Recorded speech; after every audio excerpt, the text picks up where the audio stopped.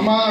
দদৰা মণ্ডলৰ যোগদান কাৰ্যসূচীত কংকন দাস মিনকাৰী ৰজাই চিৰদিন শাসন কৰিব নোৱাৰে ৰাৱণৰ পৰা নাই আন কোনেও নোৱাৰে আজি মামাক আমি দুগৰাকী মামাক জানো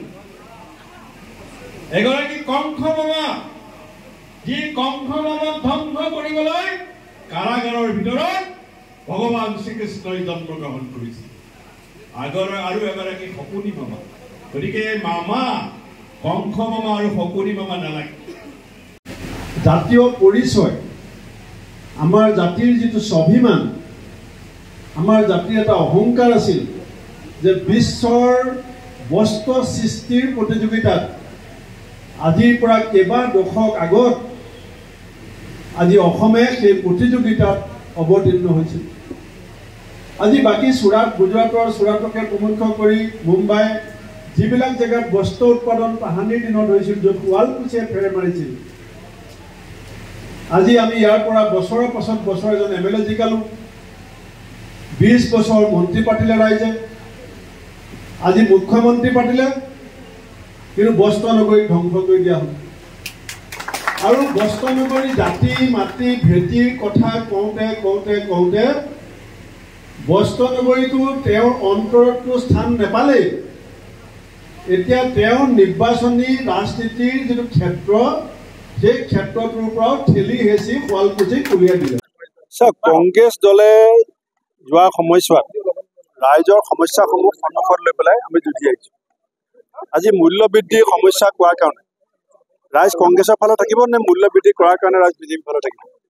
আজি স্মাৰ্ট মিটাৰৰ জৰিয়তে মুখ্যমন্ত্ৰীয়ে যিধৰণে লুণ্ঠন চলাইছে অসম চুক্তিৰ আত্মাক হত্যা কৰি মুখ্যমন্ত্ৰীয়ে অসমীয়া জাতিৰ প্ৰতি যিটো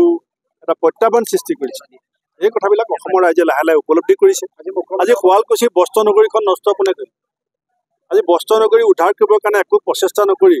তেখেতে দুখৰ পৰা হাত সাৰিবৰ কাৰণে জালুকবাৰী সমষ্টিৰ পৰা শুৱালকুছিক উলিয়াই দিয়াৰ ষড়যন্ত্ৰত লিপ্ত হ'ল এই কথাবিলাক ৰাইজে বুজি পাইছে আৰু সেইকাৰণে আজি এই অঞ্চলৰ সচেতন